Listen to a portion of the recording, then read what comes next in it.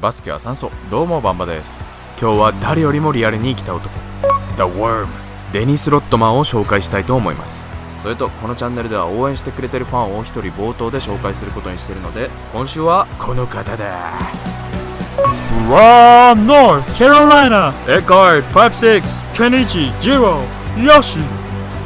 いやー、当時の NBA、当時のブルーズを見れた人ほんと幸せですよね。語り継いでってください。来週も応募待ってるよ。本題に入る前にチャンネル登録と通知ボタンのオンを。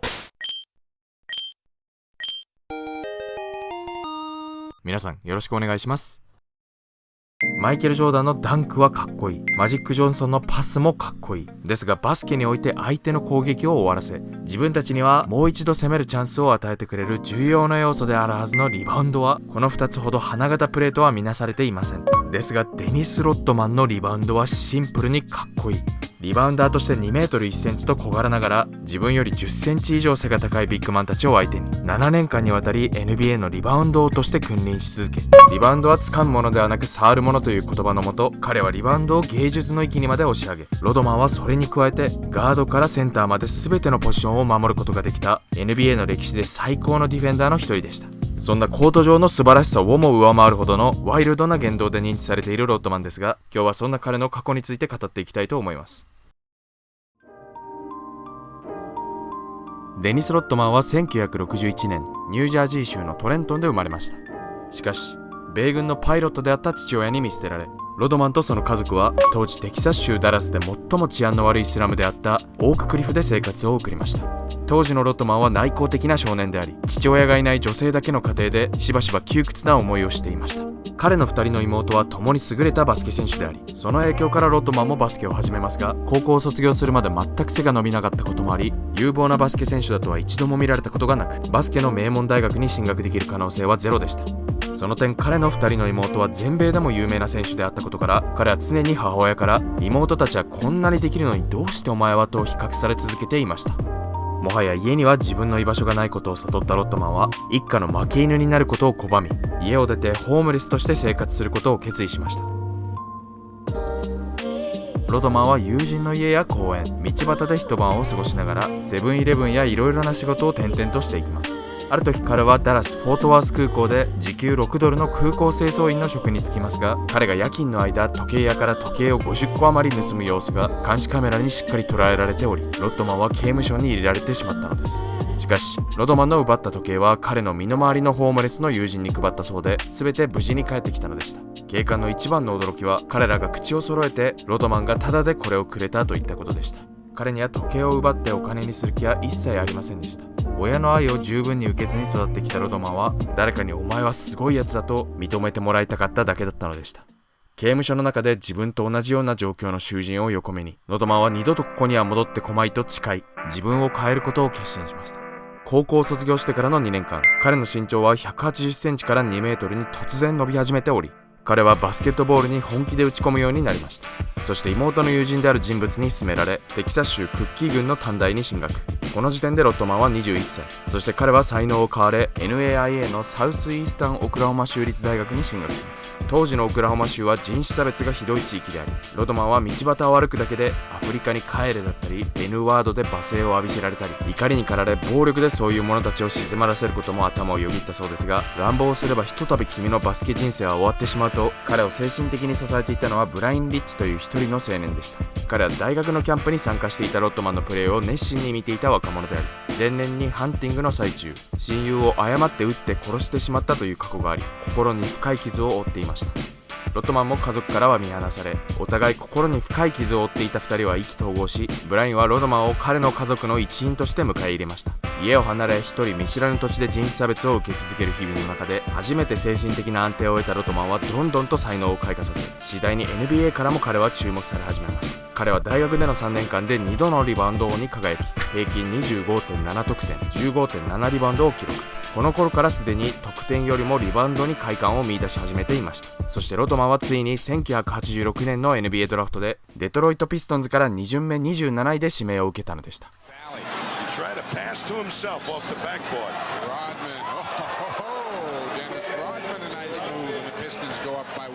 ロドマンの加入したデトロイトピストンズはその荒々しいディフェンスからバッドボーイズと呼ばれ、リーグで最も嫌われていたチームでした。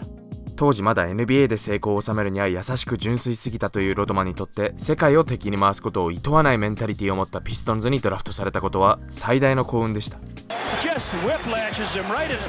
ロドマンにとって2年目のシーズンに入る前、彼は自分が NBA で生き残っていくためには誰もやりたがらないことをやるしかないと考え、ディフェンスとリバウンドに絞り、バスケにおいての自分の得意分野を極めることを決意しました。彼は誰もが従うようなダンクだったり得点することには関心がありませんでした。実際2年目のこのシーズンはロドマンのキャリアで平均得点が平均リバウンドを上回った最後のシーズンになりました。この年ピストンズは NBA ファイナルにまで勝ち上がってきますが、最終第7戦にまでもつれる激戦の末、マジック・ジョンソン率いるレイカーズ相手に敗北してしまいます。ただ試合が公正に吹かれてさえいれば、この年の本当の優勝チームはピストンズでした。リーグは彼らに優勝して NBA の顔になってほしくなく、明らかにレイカーズ有利のジャッジでピストンズから勝利を取り上げたのです。それについて話すとまた動画が1本できてしまうので今回は省略しますが、ロドマンにとって3年目のシーズンにはオールディフェンシブファーストチーム入りを果たし、プレーオフではシカゴブルズの最後の壁としてジョーダンルールというジョーダンに得点させないことが全ての時に手荒なディフェンスで彼の自由を奪いますが、ロドマンの素晴らしいディフェンスが光っていたシリーズでもありました。ピストンズはブルズを倒し、再びファイナルの舞台にまで勝ち上がってくると、今度はレイカーズをスイープしてあの時の怒りと屈辱を返し、ロドマンにとっても、そして球団史上初のピストンズは NBA チャンピオンになりました。翌年1989年90年のシーズンにはロドマンはリーグで最高のディフェンダーに成長していました。2メートル1センチながらポイントガードからセンターまで守ることのできる選手に成長しており、足を動かして全てのポジションを守ることができるような選手は彼を除いて当時の NBA には存在しませんでした。ロドマンは NBA のディフェンシブプレイヤーオブザイヤーに選ばれます。人がやりたがらないことを極めようと自分に誓って以来、それはロドマンがずっと追いかけ続けてきたものでした。4年目のこの年に初のオールスターにも選ばれたロドマンはディフェンスの要としてピストンズのバックトゥーバックでの優勝に貢献。さらに翌シーズンにもディフェンシブプレイヤーオブザイヤーをバックトゥーバックで受賞し、プレーオフではカンファレンスファイナルで再びブルズと対戦。この年に至るまで3年連続でブルズを打ち負かしてきたピストンズですが、初めてジョーダンとブルズはピストンズを打ち負かします。悪名高いシーンですが、ピストンズの選手たちは勝利したブルズの選手たちに握手をすることなくコートを立ち去りました。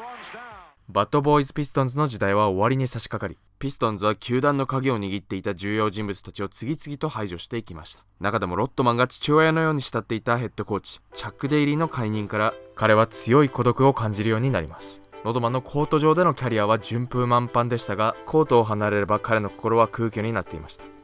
ルーキーシーズンの頃出会った女性との間に彼は娘を授かり、娘のためを思い彼女と結婚しますが、結婚生活は長くは続かず2人は離婚。彼女は次第にロドマンが娘に会うことさえ拒み始め、ついに娘をヨーロッパに連れてき二度と会えないようにすると脅され、ロドマンは精神的に不安定な状態に陥ります。バスケをしている時だけがその悩みを忘れられる瞬間だと言っていたロドマンでしたが、そこにチームで信頼していた人物が次々といなくなってしまったことが重なり、彼の心は限界に達していました。1993年の2月、もはや眠ることすらできなくなっていたロドマンは親友に遺書を残し、深夜2時にワークアウトに向かいます。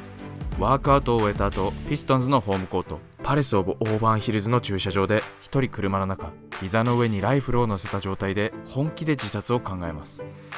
そんな時ふと彼は音楽をかけますが、流れてきたのはパールジャムというバンドのイーブンフローという曲。この曲は実際に亡くなってしまったホームレスの男がモデルとなっている曲。ロドマンは自分の人生を振り返り、生涯ずっと誰かに愛されたかったことに気づき、同時に人々が期待するような自分自身ではもういられなくなっていたことを感じます。ここで頭を吹き飛ばすか、自分らしく生きるか、その葛藤の末、彼は本当のデニス・ロットマンではない、単なる誰かの追っかけになっていた外っ面だけの自分自身を撃ち殺し、これからは誰に何を言われようと自分らしく生きていくことを決意しました。この日以降、毎晩パーティーを開催し、全身にタトゥーを入れ、当時のコミッショナーのデビッド・スターンから、これ以上タトゥーを入れたらリーグから追放するぞと言われてしまいますが、腹を立ててその日中にさらにタトゥーを入れました。ロドマンはピストンズにトレードを要求し、サンアントニオスパーズに移籍します。彼は髪の色を毎日のように染め直し、当初リーグはそれもまた止めようとしますが、彼が1995年のプレーオフでエイズリボンの色に髪を染め、人々がまだ偏見を持っていたエイズの患者たちに公の場でサポートを表明した最初の選手になった時、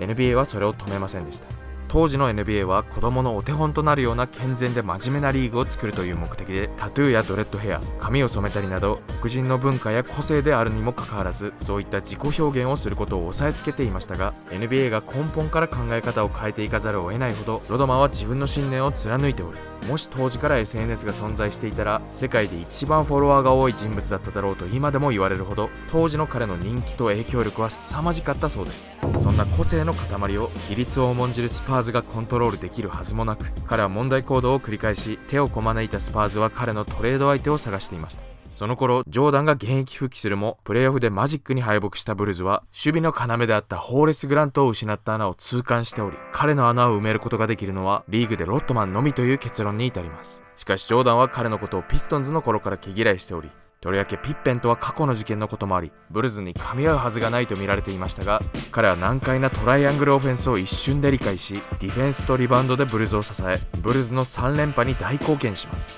実際コート上以外ではシカゴでの3年間一度も2人とは口を聞かなかったとロドマンは語りますが、コート上ではいつも必ず結果を残します。ファイナルの大舞台でも相手のチームの鍵となるプレイヤーをイラつかせ、精神面で完全に相手を支配してファールトラブルや退場に追い込んでいきました。ロドマンが加入した1995-96年のブルズは当時歴代最高勝率であった72勝10敗というぶっちぎりの成績でレギュラーシーズンを終え、この年のブルズは NBA の歴代最強チームと呼ばれるようになりました。得点をせずともロドマンがチームに与えていたインパクトは凄まじく大きく、実際1996年のファイナル MVP はジョーダンでなくロドマンであるべきだったという議論さえ起こっています。ソニックスのヘッドコーチのジョージ・カールもデニスが6試合のうち2試合を勝利に導いたと言っています。翌シーズンの1996-97年のシーズンにはコートサイドのカメラマンをキックするという問題行動を起こしました。この年もブルズは優勝し2連覇を成し遂げると、翌シーズンには7シーズン連続でのリバウンド王に輝き、ブルズは3連覇を達成し、